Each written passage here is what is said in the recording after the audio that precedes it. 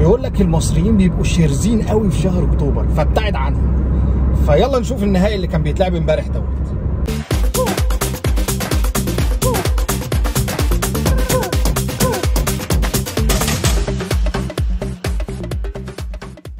السلام عليكم ورحمة الله وبركاته، أنا أحمد صابر ودي الكرة مع افوكاتو. أهلا بيكم في أحلى ماتش شفته للمنتخب من أيام حسن شحاتة. من الآخر أحلى كرة اتلعبت من أيام حسن شحاتة، يعني الحقبة السوداء والعشرية السوداء بتاعت كوبر وكيروش والكرة الدفاعية اللي خنقت اللي خلفونا. امبارح فيتوريا بيعوضنا وبيدينا بصيص من الأمل إن إحنا منتخب كبير، منتخب رايح عشان ينافس. ادى رساله قويه للناس كلها ان احنا منتخب مصر جاي عشان ينافس على البطوله في ارض ساحل العاج.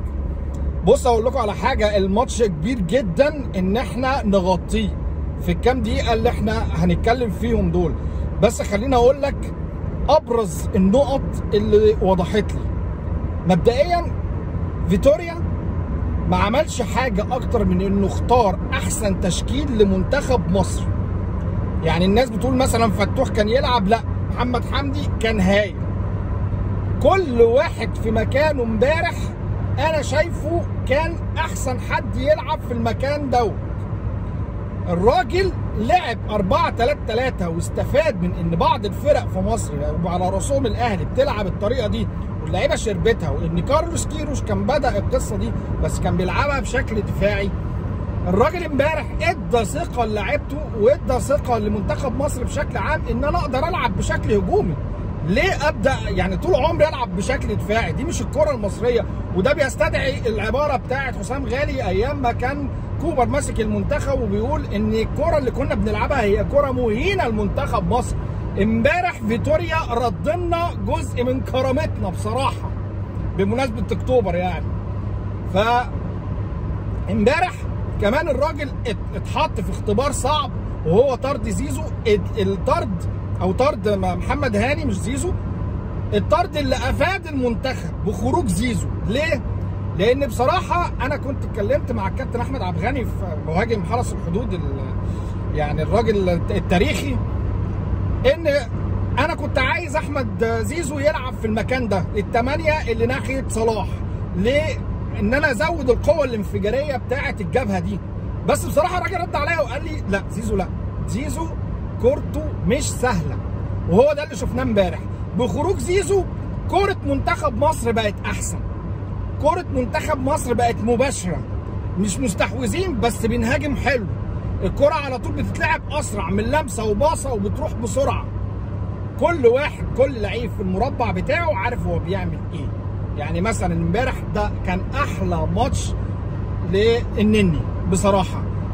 اول مره اشوف النني بطل لعبه الصد رده، واول ما بتيجي الكره في رجله ببقى عارف ان في هجمه. هو اللي باصه الكره الهجمه الاولى بتاعتنا لتريزيجيه اللي راحت اللي لعبها بسويرفي كده وراحت والجول شالها.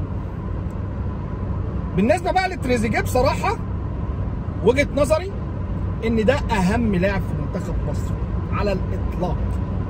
الوحيد اللي عنده القدره انه يحولك من الناحيه الدفاعيه للناحيه الهجوميه، والراجل اللي مع اي باك بيلعب معاه بيعمل جبهه قويه. يعني احنا لو حللنا الماتش بشكل عام هتبص تلاقي انه 2 8 واحد ناحيه واحد بيلعب ال10 اللي هو زيزو، وحمدي فتحي بيلعب ال8 اللي بيخش ال18 ويبقى فيرو الثاني، والجبهه الشمال الباك والوينج شغالين مع بعض.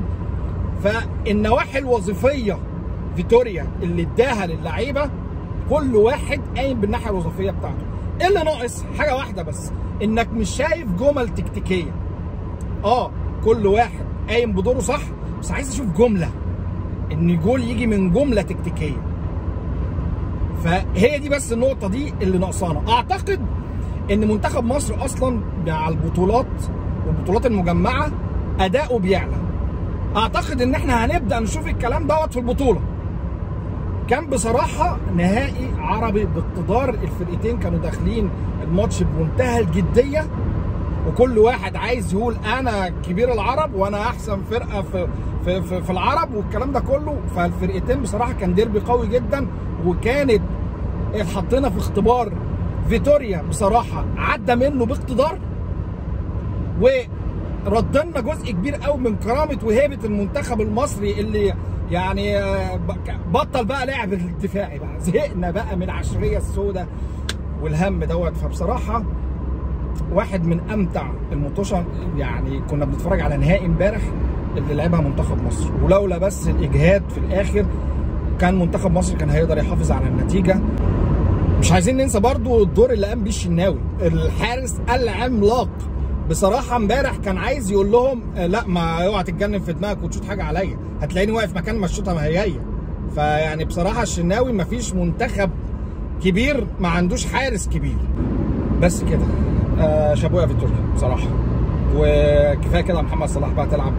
يعني النقطه اللي بصراحه اللي عجبتني جدا في فيتوريا ان محمد صلاح بقى ترس، مش بقى احنا بنلعب عشان نباصي لصلاح.